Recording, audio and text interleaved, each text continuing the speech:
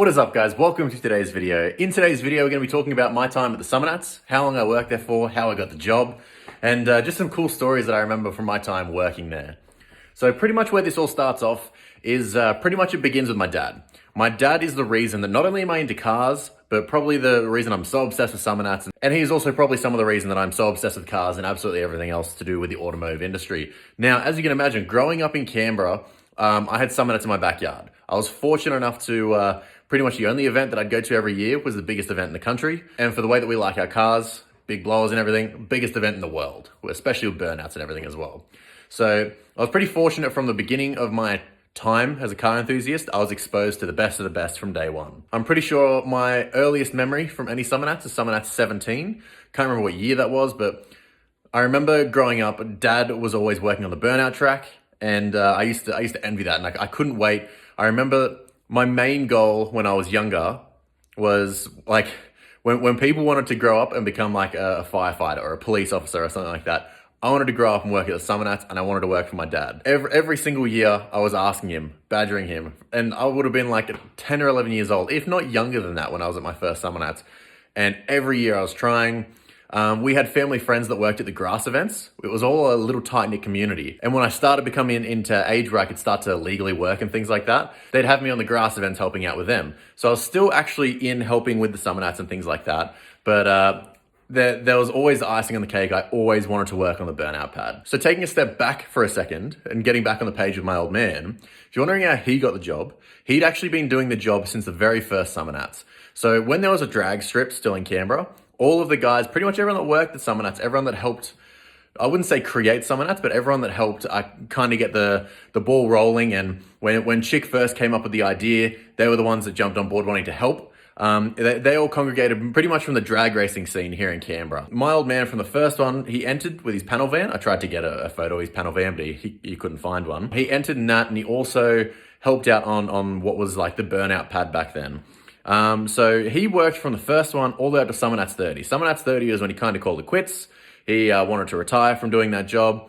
And so that's where the team kind of changed over hands and everything. But for those 30 years, he pretty much ran the show for recovery side. He was pretty much the head honcho. He was my boss. And back when he started, they pretty much did everything on the track. They were the fireys, they were the safety marshals, they were recovery, everything. There was no tow trucks or anything. They pushed the cars off by hand. Everything was done by hand, everything more manually tasking back then. So now we're going to fast forward all the way to Summernats 25. Summernats 25 is the first year that I started. Yes, the first year that I worked there was the year of the whole knucking futs issue that happened. That was an awesome, crazy thing that I experienced. I was there for that. I worked from 25 to 32. So including 25 and 32, I worked there for 8 years. And I have to admit, it is one of the coolest jobs that I've ever had. It was one of the best things ever. And I really hate that I didn't do it this year. There was still a bug itching inside of me because the best thing about that job was you were on the pad, best seat in the house. You saw every single skid, every fire, every crash. You saw everything. And like, if there was ever any stories, any moments to remember, you were there for all of them. You witnessed them all. And that was probably the coolest thing about that job. Now, by the time I got to the age of being able to work there, we had a tight-knit team that was just recovery based. So pretty much what our job was we were the guys in the blue overalls. And I'd like to say we attempted to keep the show running on time. Things like any kind of spills, oil, coolant, anything like that. Tires blowing up, leaving mess on the track, things like that. That was our duty to clean up, do it as quickly and efficiently as possible. Get in, get out, smash it out, job done. And yeah, that was our job as recovery. And when I got there, my old man had then kind of, he'd shaped a team really well that worked really well together, that he did some other motorsports recovery with. And he pretty much, if you remember, the black Nissan Navara that would tow the cars out for years on end, that was my old man's. So that was his job pretty much coming into 10, 15 years of it. He'd tow the cars out. We were ahead of recovery and everything like that. We had a good hierarchy system of the people that worked with us, and it was a great team. Now, working on the Burnout Pad, sure, it had all of its ups. Everything about it was absolutely wicked, and I loved every second of it all the time.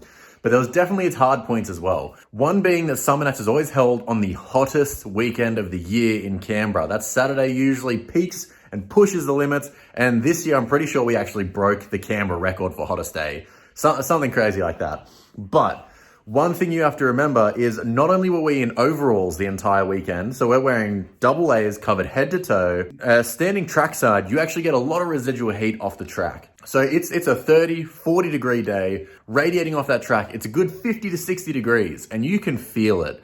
And one of the craziest things that we used to have to deal with was when you're putting sunscreen on or putting zinc on, you would always have to remember to do under your chin and under your nose just here. Because when you run out on the track, because the rubber is so slick and so shiny, it could actually bounce the UV. And if you weren't careful, it happened to me for the first couple of years, you'd burn under your chin, and it was the weirdest thing ever. And I tell you what, it's uncomfortable. You don't want it. So it was always a really hard environment to work in. But the good thing was that like Summernats always provided us with shade, seating, and always with water to stay hydrated. And in the later years, they provided us with food as well. And it was really good. They always looked after us, and they were really good about it. But braving it through the heat sometimes was some of the hardest things to do. Because like you're running around with heavy boots. Because every time you run out on that track, you're picking up more and more layers of rubber. Your boots are getting taller and taller, and as you go, they're getting heavier and heavier. So you're hot, you're running, you're carrying all this extra weight. Sometimes it really sucked, but still, the good always outweighed the bad. You had the best seat in the house. You could never take that for granted. And I always loved every second of it because you always got to see the coolest things. Like I remember when Toaster flipped, I remember one of the guys that we worked with, he saw it coming out and he was like, man, that thing looks super top heavy. That's asking for trouble. Boom, like a minute in, the thing flips over. I still remember it vividly like it was yesterday. It was insane when it flipped. And I actually remember in the video that Street Machine uploaded, like when they flipped it back up, you can see me like it blows my mind because you can see the entire contents of the transmission and engine blown all over the ground. And there's just crazy things like that.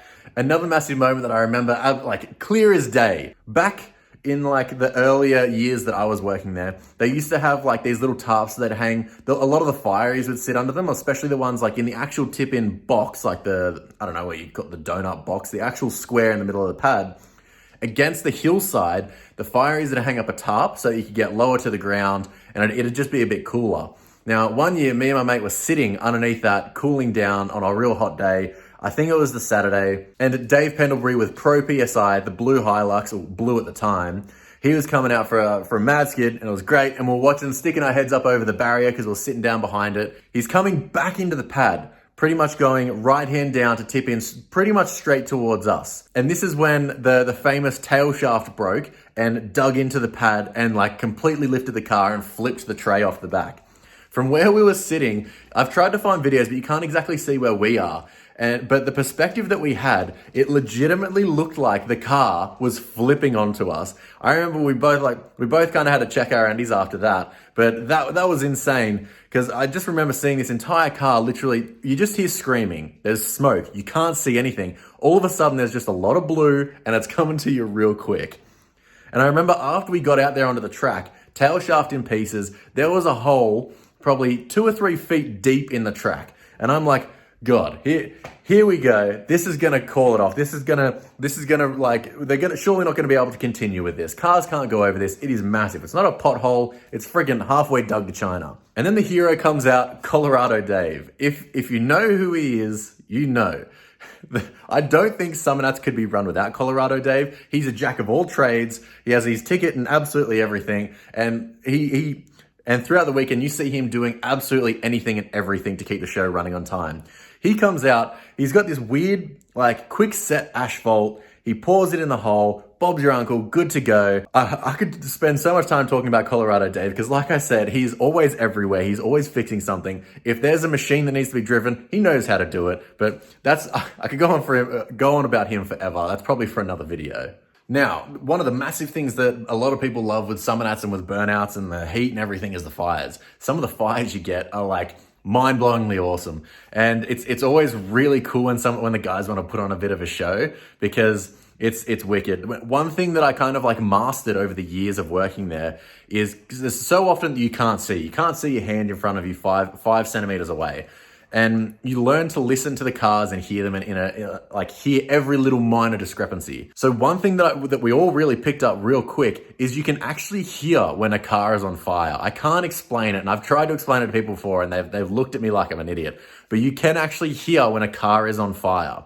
Not only that, but the fire clears out the tire smoke instantly. You'll see a quick puff of black smoke within the depths of the white smoke. The tire smoke will clear out, and then you get a great view of the fire. Now, where we stood, we had a perfect view all the time. A couple that come to memory is Fear. I'm pretty sure it was Summernats 27. He was spinning the arse end around, and I remember it vividly. It's actually the thumbnail to this video. Everything happens in slow-mo. Like in the footage I'm about to show you, it looks like it happens like that, looks like it's nowhere near us, but in the moment it's slow-mo and it's crazy. But like hearing the fire before we saw it, and then you just saw underneath all the barriers where the forklifts can pick up the barriers, you just saw fire shooting out from underneath that, and you could literally see the fire hit the wall, go straight up, and then bend over the wall towards us. Some of the coolest things I've ever seen. Another massive one was Unwanted. I think it was Summernats. It would have been Summernats 32, the year that he pretty much lit the whole pad on fire. It was insane because I remember, just like how I just said with Fear, it's like watching it in slow-mo. When he had that rear end of the car facing towards my top end of the track, it was like looking down a tornado of fire. It was one of the coolest things I've ever said. I have no idea how it even worked or how that happened, but it was insane, and it felt like I was inside of it. The heat coming off it was mind-blowing, crazy. And yeah, it was one of the craziest things I've ever seen. It was legit looking down a tornado of fire, hearing that blow of wine, smoke everywhere. It was wicked. Now, you're probably wondering why Summernats 32 was my last year. Summernats 32 was the same time that we formed Picnic Media. So that was with the boys that I was living with at the time. If you go back, the vlogs are on the channel. There are vlogs from Summernats 32. There is the three of us in them kind of thing. And yeah, and from that year on, we tried to film as much as we could because I really wanted to share our experience and what we see. I wanted to share that kind of with other people, but it was really hard to do because we're working. And when you're working, you're not supposed to be on your phone. I actually got in a boatload of trouble that last year that I was working because I filmed this skid. Now, this is the only skid I wanted to film. This is the only skid that I was going to film. But I was seen by the wrong people. Well, the wrong people for my benefit. I was seen by the wrong people filming at the wrong time. Now, as you can imagine, the media team that is there covering the event it's very hard to get into. You need to be like the best in your field to get a media pass for Summernats. Not only does it look really bad having a worker like holding their phone out filming kind of thing, but it also looks bad when they have people that really that are trying to get media passes, and it is so hard to get media passes to get on the Burnout Pad. And they've got these industry leading professionals on the pad, and there's some kid there that has the exact same kind of footage filming from his phone. It really isn't like the most professional look, and I understand that, and I know that I stuffed up, but still I got some sick footage. But yeah, that was pretty much the last year that I worked there from that standpoint, and I do really miss it. But as you can see, Summernats 33 was massive for Picnic because we had so much content. It was a different way that I could experience Summernats. Believe it or not, that was the first time I'd ever actually experienced Summernats, not only as like a spectator, but an entrant. And for the first time, not having any affiliation being a worker or anything like that. And it was crazy. I'd never experienced Summernats the way it was designed for the end user. I was always like, the way I like to think about it, I was always part of putting on the show. And then it was amazing being able to actually witness the show that was being put on for me, if that makes any sense whatsoever. But Summernats 32 also was the first time the Wagon was there. If you watch any of the live stream footage, any of the the TV special or anything, I actually managed to get the Wagon in as like a worker's vehicle kind of thing. I use it to get us boys in, transport us in every day. But it was my excuse at getting the Wagon into Summernats the best way I could. But if you watch any of the footage, like I said, of the live stream of the TV special, you can see it down the bottom of the track near the recovery area, clear as day, plenty of times. I was over the moon that I could just get the Wagon into Summernats. Now, some of the other roles that we would take on was we would always try to be the most efficient that we possibly could be. So if there was a car that was kind of on the entryway or the exit run, and it would have taken time for my dad or someone to come out, or one of the flatbeds to actually tow a car out. Sometimes it was easier for us to just push it out. Sometimes the drivers would just get out and want to push their car, so we'd quickly hop the barrier and just help them push it off. Sometimes it was a lot quicker. Two big stories that I remember from it. I remember, I can't remember exactly what year it is, but we've actually got footage from on the Street Machine video of when Lynchy blew his motor at the top end of the track. You can actually see us jump the barrier, and they left the GoPros rolling while we pushed it off, and we're just in the little snippet at the end of the video. I'll chuck that in too. And one of the other things was, I remember like some of the big name cars that I had watched since I was a kid, like they were like massive, they were like heroes, superheroes to me. They were celebrities in their own world. And one of the biggest ones to me in the later years was struggling. Obviously a VE wagon, blown the way that I'd want to do everything, red, everything. It ticked all the boxes. I loved that car. And I remember, I think it was probably the last year that he'd been there. Like he hasn't been in a couple years. And I remember I think this is the last year he went there. He caught a massive fire, like normal, put on a show, but there was a fire from the engine bay, and it had ruined the paint and everything, and I could see he was a little bit fed up, and he wanted to just get the car off the track. Now, in this footage I'm about to show you, it cuts off literally just before I get to the car, but I was on the other end of the track, and that was my favorite car at the time, and I could see that he was pushing it. I could see that the other half of the team down that end of the track was going to jump the barrier. I straight away went, I just want to be over there. I want to be around it. I want to get in it. I just wanted to be there. So I jumped the barrier, sprint across the track, and the only place that there is to really push the car is on the front left quarter panel, where the fire just destroyed the paint and everything on that. And I remember running over, and I go to assist and push and help with the car, and I put my hand where the blistered paint was. And I remember I just go to push, and my hand just slides through all of this paint. And even though the panel was already well cooked, the fire had ruined it. I remember I felt so bad. I wanted to cry because I just had like this molten paint stuck to my glove of the car that I loved. And I remember I just felt horrible. But like I said, it was already well cooked. And it sucks that there's no footage there because and then the video stops there, because you could probably see the look on my face when I did it too. Now, I'm sure I'm probably missing and forgetting so many different things, but you got to remember, over the weekends of Summernats, we'd see a couple hundred skids. Sometimes someone would reference something from 2 skids ago, and you couldn't remember it. So sometimes it was a bit hard that if something massive didn't happen, it was hard to remember it. I still remember watching Jake win the Masters for the first time and being blown away, because Jake and I are the same age. So him being massively incorporated in Summernats with his parents, and with Gary, with all the achievements that he got as well. It was always crazy, and I always loved watching him skid because we're the same age. And I was on one side of the pad, he was on the other.